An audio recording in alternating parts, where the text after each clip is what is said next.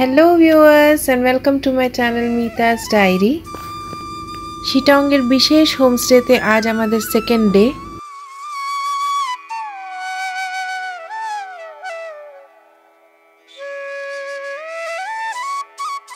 Room থেকে ভিউটাও কি সুন্দর সেটাও একটু শেয়ার করি।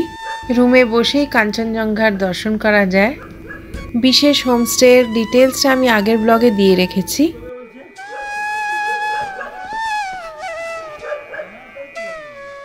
আজ আমরা শিটংয়ের টুরিস্ট স্পটগুলো ঘুরতে যাব। তার আগে ছোট্ট একটা রিভিউ দিয়ে দিই বিশেষ হোমস্টে। ভীষণই সুন্দর এই হোমস্টে। এখানে থাকতে গিয়ে আমাদের লাগলো ১,৫০০ টাকা করে পার হেড, থাকা খাওয়া সব মিলিয়ে।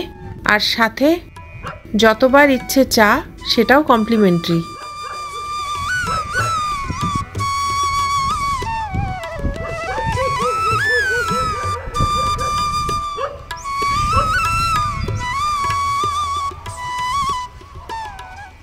শিটং থেকে তাহলে আমরা চললাম এবারে সাইট সিনের জন্য।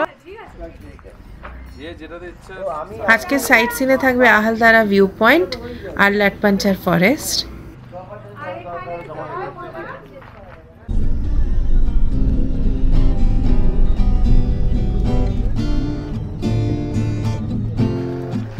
আহালদারা পয়েন্টে আমরা যাচ্ছি।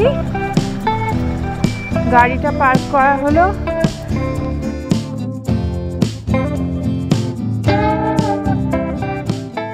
এখানে এন্ট্রি ফিজ আছে ১০ টাকা করে পার হেড, গাড়ি পার্কিং এর জন্য ২০ টাকা পার কার।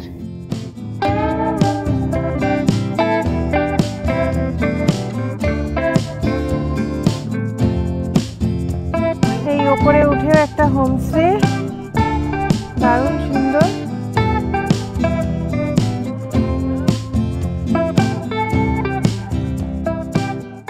এখানে লোকাল ট্রেডিশনাল ড্রেস পরারও ব্যবস্থা আছে।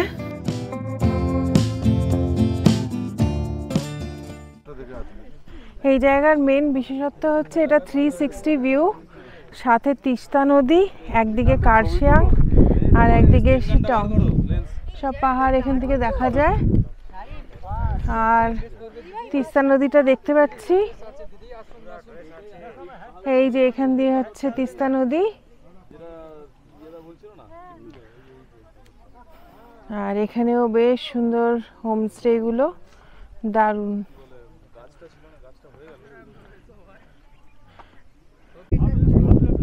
প্রচন্ড হাওয়া। এই যে এখান দিয়েও তিস্তা নদী, দারুণ ভিউ এখান থেকে, দারুণ দারুণ যাকে বলে। এখান দিয়ে কার্শিয়াং একটা দিক, একদিক দার্জিলিং আর একটা হচ্ছে কালিম্পং। এই তিনটে পাহাড়ই এখান থেকে দেখা যায়।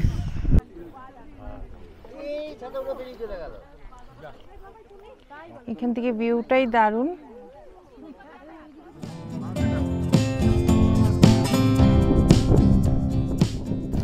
এই একটা পাথরের শেপটা অনেকটা টর্টয়েজের মতন দেখতে, সে কারণে এটা একটু তুলে ধরলাম। সবাই এখানে ফটোশুট করতেই ব্যস্ত। এত সুন্দর জায়গা, এই স্কোপ কি আর ছাড়া যায়?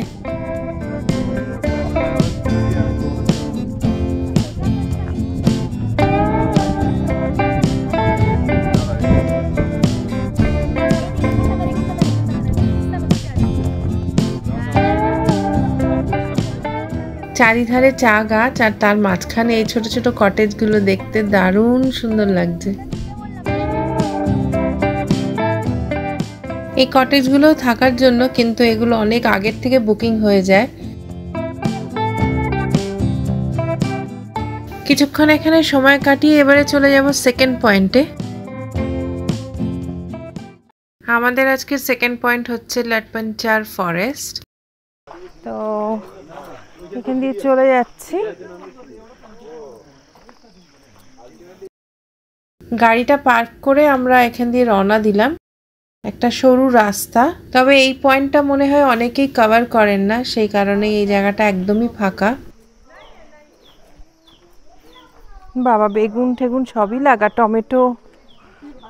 হ্যাঁ, আরো অনেক নতুন বাড়িও হচ্ছে দেখছি। ফুল গাছ দেখে মুগ্ধ।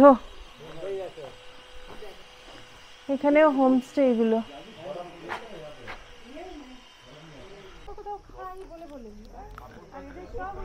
ফুলগুলো কি ব্রাইট এখানে, আমাদের এখানে এই ফুল দেখেছি কিন্তু এতটা ব্রাইটনেস দেখি না, একদম টকটকে লাল রং।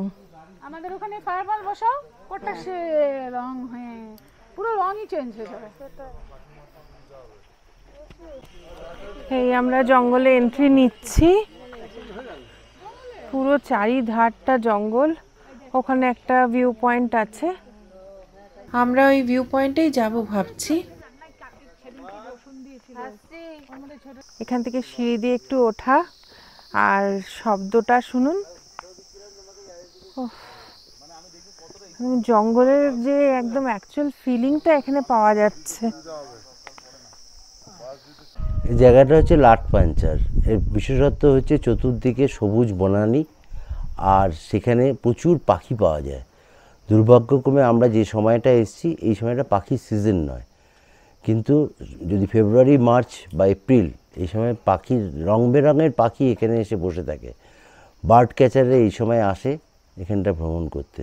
কিন্তু আমাদের ভালো লাগছে চতুর্দিকে সবুজের মধ্যে থেকে তার সৌন্দর্য উপভোগ করতে। আকাশটা নীল হয়ে রয়েছে, দূরে তিস্তা দেখতে পাচ্ছি, আর সামগ্রিক পরিবেশ নির্জনতা আমাদেরকে খুব আকর্ষণ করেছে। আমাদের সাথে ডেপো চড়াটা বললেন না, ডেপো দিকে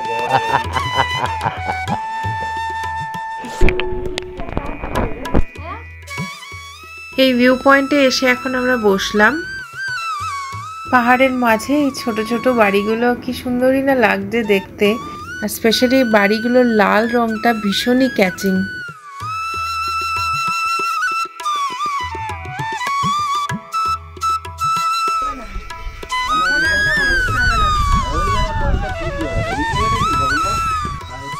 দূর একটা ছোট্ট মন্দির,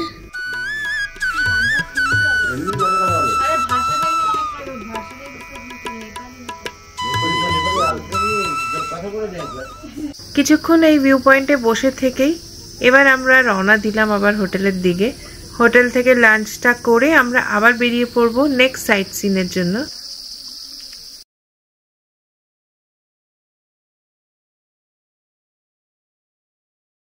হোমস্টেতে ব্যাক করার পরে একটু ফ্রেশ হয়ে নিয়ে আমরা লাঞ্চটা করতে যাব। হোমস্টের লাঞ্চটাও শেয়ার করে রাখি আপনাদের সাথে।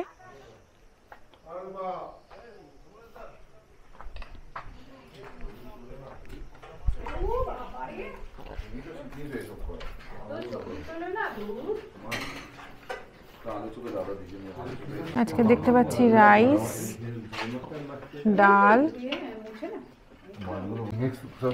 এটা একটা বিনস আলুর সবজি, এটা আজকে রুই মাছ, আলু সেদ্ধ, পাঁপড়, পেঁয়াজ, এদিকে চাটনি।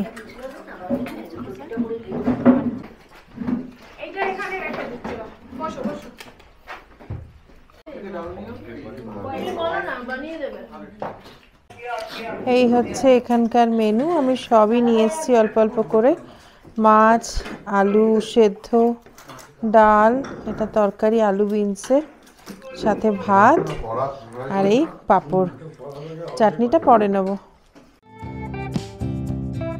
নেক্সট ব্লগে থাকবে শিটংয়ের অরেঞ্জ গার্ডেন আর নামথিং পোখরি। তো দেখতে থাকবেন আমার পরপর ব্লগগুলো। আজকের ব্লগটা এখানেই শেষ করছি, আবার দেখা হবে পরের ব্লগে।